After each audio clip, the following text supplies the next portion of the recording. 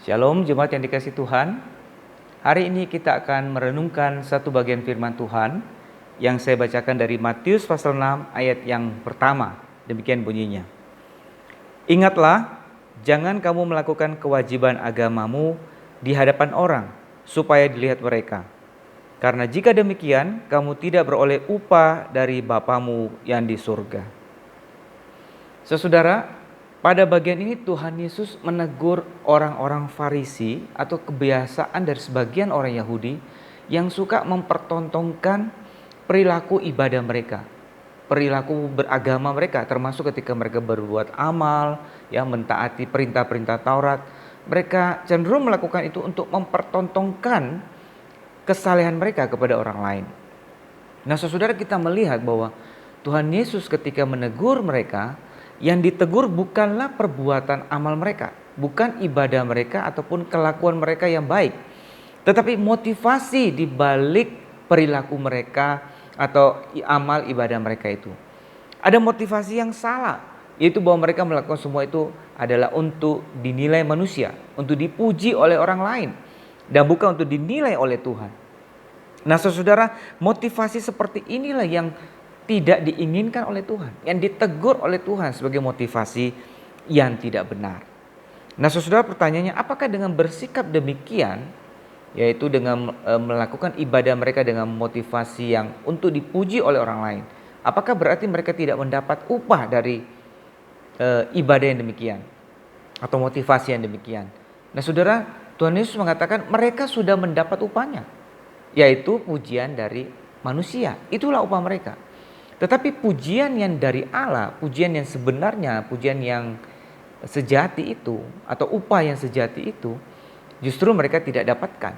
Karena mereka memang tidak melakukannya untuk menyenangkan Tuhan, tapi untuk mendapat pujian dari manusia. Nah, saudara, ini adalah satu kebodohan yang besar, tapi seringkali juga dilakukan oleh orang-orang yang beragama. Dan tidak tertutup kemungkinan kita pun juga bisa jatuh di dalam kesalahan yang sama, bahwa kita melakukannya dengan motivasi yang keliru. Karena itu, saudara, kita harus selalu memeriksa diri kita dan mengingatkan diri kita untuk apa kita melakukan setiap ibadah kita, setiap amal ataupun perbuatan baik yang kita tunjukkan, ya.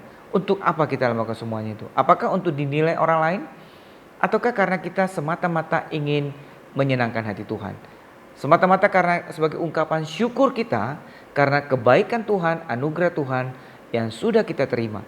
Sehingga sebagai satu respon syukur, maka kita mau beribadah kepada Tuhan. Sebagai satu respon syukur, kita mau melakukan perintah Tuhan, termasuk di dalam melakukan kebaikan kepada sesama. Nah, saudara, jika seseorang melakukan ibadahnya itu, ataupun perbuatan-perbuatan baiknya itu, semata-mata didorong oleh motivasi yang benar, yaitu untuk sebagai satu rasa syukur karena Tuhan yang sudah baik dan untuk menyenangkan hati Tuhan, maka kita melihat ada dampak di dalam perilaku ibadahnya.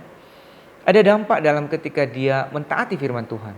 Nah, saudara, dia akan melakukannya dengan lebih sungguh-sungguh, dan bahkan ketika ia dicela orang lain, ia tidak dihargai orang lain, dia akan tetap melakukannya karena memang dia melakukannya bukan untuk dipuji orang lain, tapi untuk menyenangkan Tuhan.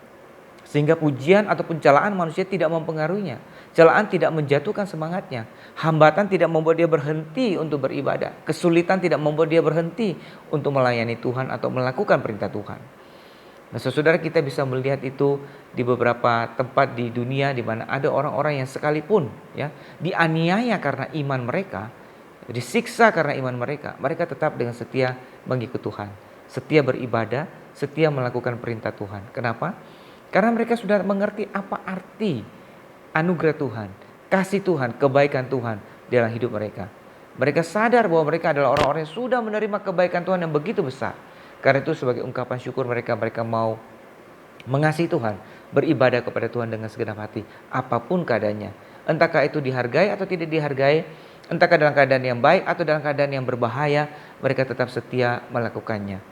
Nah, saudara, ketika kita melakukan ibadah kita juga dengan motivasi yang benar, maka saya yakin kita pun juga akan beribadah dengan sikap yang sungguh-sungguh. Dan segala celaan manusia, penilaian manusia, ataupun kesulitan yang ada, tidak menghambat kita, tidak menghentikan kita di dalam mengikut Tuhan, di dalam beribadah kepada Tuhan dengan segenap hati.